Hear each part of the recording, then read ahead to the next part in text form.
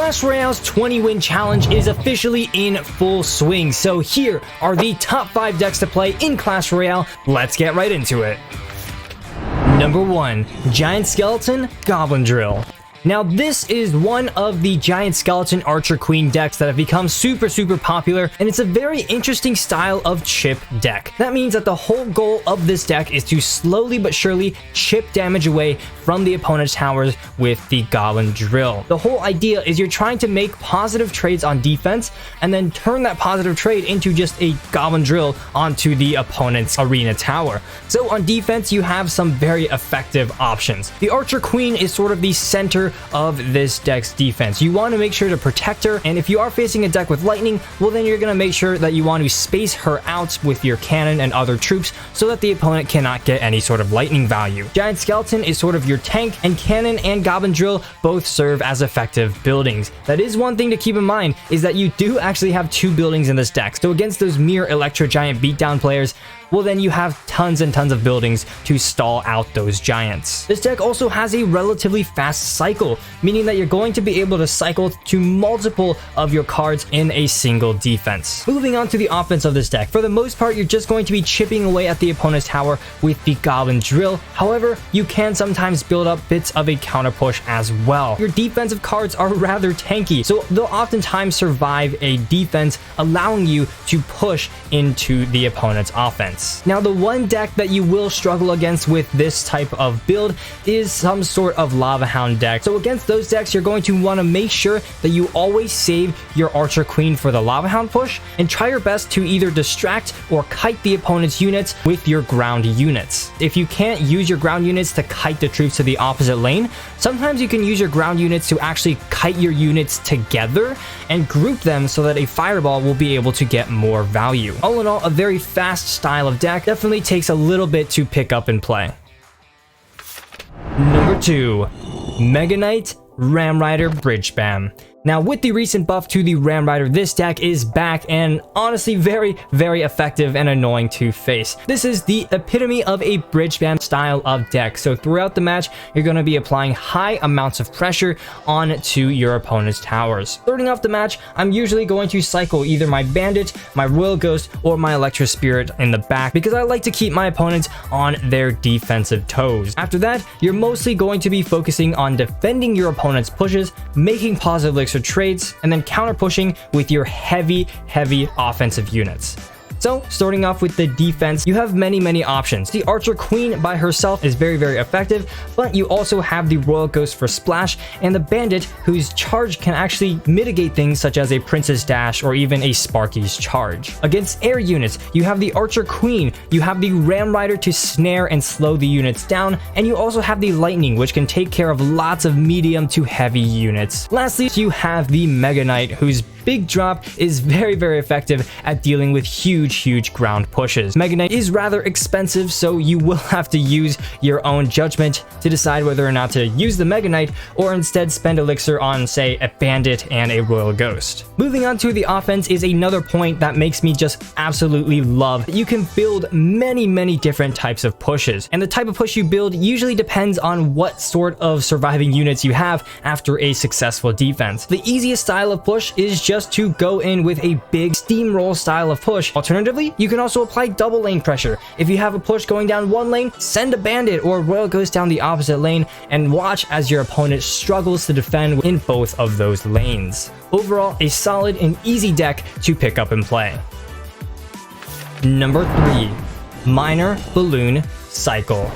That's right, with the buff of the Executioner, several of these old style of Executioner decks are coming back into the meta, and this is probably one of the more prominent ones. This balloon deck is for those of you that love these miner cycle style of decks, and the whole play style is rather aggressive, trying to consistently chip damage away at the opponent's tower, or in the best case, get a balloon connection.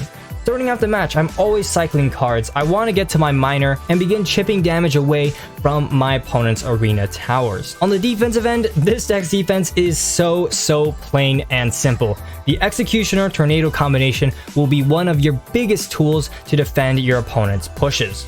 Aside from that, you have the Valkyrie to tank for the Executioner, and you have the Cannon, which can help kite any building targeting units. If you play the Cannon early enough in a defense, you may be able to cycle to a second Cannon if the opponent's running something like an Electro Giant. Lastly, you also have the Tornado, which combined with many of your other units can get lots and lots of King Tower activations. Moving back to the offense, you have two main ways of pushing with this deck. You of course have the Balloon Miner and the Balloon Valkyrie. The Balloon Valkyrie push will normally be off of a counter push, say you have a surviving Valkyrie after defending your opponent's push, but definitely don't be afraid to send in the Miner to tank in addition to this push. In addition, if your opponent has say a Musketeer or a Firecracker, you can also send the Miner in to destroy that unit as well, making sure that your opponent does not have any air counters to destroy your balloon. All in all, it's a very fast-paced and relatively simple deck to pick up due to the Executioner Tornado combination, so definitely one of my top choices for this meta.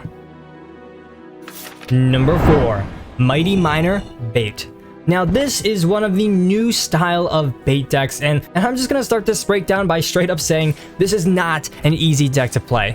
You should probably only pick this deck up if you're trying to learn a cycle archetype, if you're already familiar with bait, or if you're already familiar with cycle decks. This is an extremely fast style of deck where the whole goal is you're constantly chipping damage away from your opponent's tower with the Goblin Barrels, with your cycle units, and with your rockets. Starting off the match, I'm always going to be very aggressive with this deck. Because this deck is so cheap, the whole idea is you're trying to prevent your opponents from going in with massive pushes. So to do so, you're going to be constantly applying high amounts of pressure to the opponent's tower. Do this by cycling the Goblin Barrel, cycling the Fire Spirit, going in with a Princess.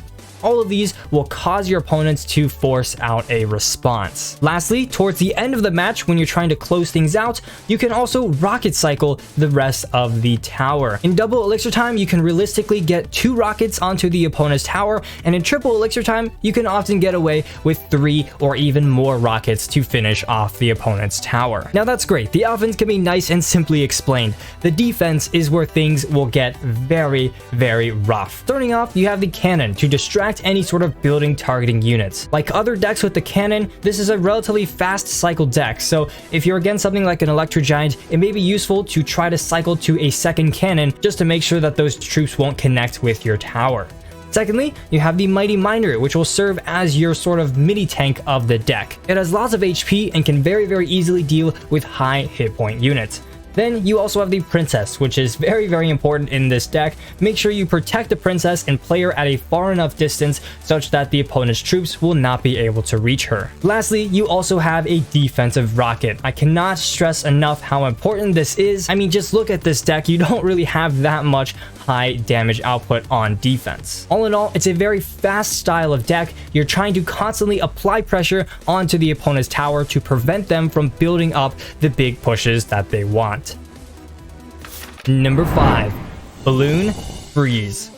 That's right, this deck is officially back and doing quite well in this meta. In fact, if you take a look at some of the other decks in this video, a lot of decks in the meta have evolved to not have that many air counters. They often rely on maybe just an Archer Queen or just an Executioner, so this is a deck that takes advantage of that. Overall, it's a very control-based deck, but you can also play a little more like a beatdown deck depending on the matchup. But let's go ahead and start off by breaking down the defense. On defense, this deck is so solid, and the defensive options are so simple. You have the Bowler to take care of any sort of ground units, Electro Dragon can take care of swarms, Inferno Dragon and Lumberjack can take care of any sort of tank units, and then the Tornado and Freeze can sort of control units on your side of the arena. Now, the units in this deck are actually quite tanky, so oftentimes after a defense, you will have surviving units. So in this case, it is up to your discretion to go in with a balloon on offense as well.